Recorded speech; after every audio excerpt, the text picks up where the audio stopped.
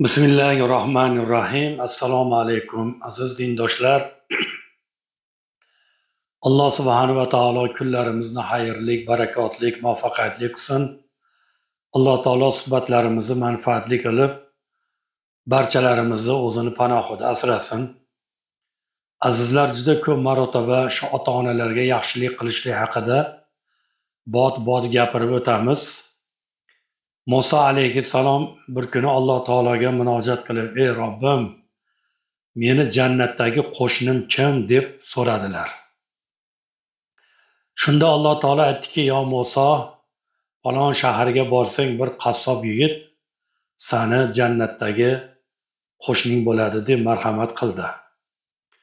Musa alayhissalom qassob bo'lsa, tosh tarozi bilan ishlasa, qanday qilib payg'ambarlar bilan qo'shni bo'lish maqomini qo'lga kiritdi ekan deb Alloh belgilab aytib bergan joyga, shaharga borib, o'sha qassob bolani topib, o'zlarini tanitmasdan bir "Men musofir odamman, uyingizdan biror kecha joy bersangiz" deganlarida Musa alayhissalom endi chiroyli kelishgan Allohni payg'ambari darhol haligi yigit rozi bo'lib, "Xo'p bo'ladi, hozir" dedilarda, darhol do'konni bekitib, ozgina go'sht olib, mehmon bilan birgalikda hali yigit uylariga keldilar. Darhol ozgina sho'rva pishirdi. Sho'rva pishgandan keyin Musa alayhissalom bilan gaplashib o'tirgan yigit bir ustunda gajava savat ilog'liq turgan ekan, haligi savatni yerga tushirdi. Ichkarida bir mo'ysafid qarib qolgan bir ota yotibdilarda. Haligi bola otani orqasini qashladi, soqollarini taradi, qo'llarini yuvdi, betlarini yuvib, haligi sho'rvani suvidan ichkizib, yana lablarini artib, peshonasidan o'pib, yana ilib qo'ydi. Musa alayhissalom aytdilarki, "Bu kim sizga?" dedilar. "Bu meni qiblagohim, vali ne'matim" dedilar. Yuzdan oshib ketdilar. Bir kun kelsam, uyga kelsam, po'zaxonada dumalab ketgan ekanlar. Shundan beri shu savat to'qitkizib ilib qo'yganman. Har kuni 5-10 mahal kelib qarayman.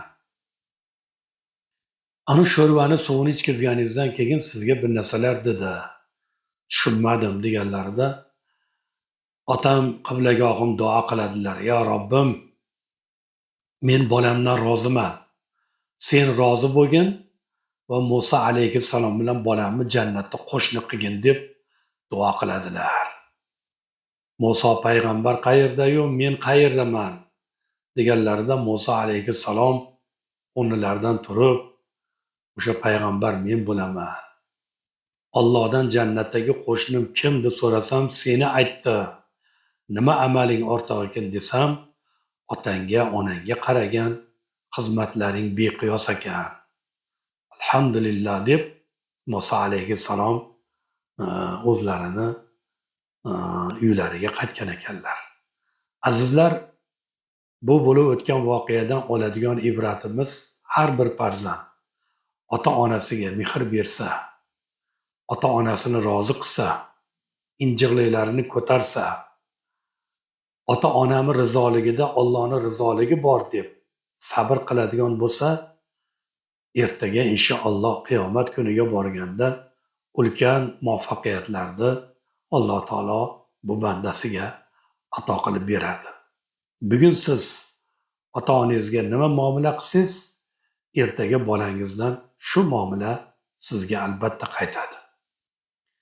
O'ylamang, bugun injiqlik qilib, erkalik qilib, otangizga baqirib, onangizga jerkib yurganingiz bilan erta farzandlar albatta sizdan bu qasosni olishadi.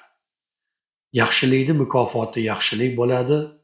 Doimo yaxshi amallar hamrohingiz bo'lsin. Ota-onangizni asrang, ularni rozi qiling, duolarini oling.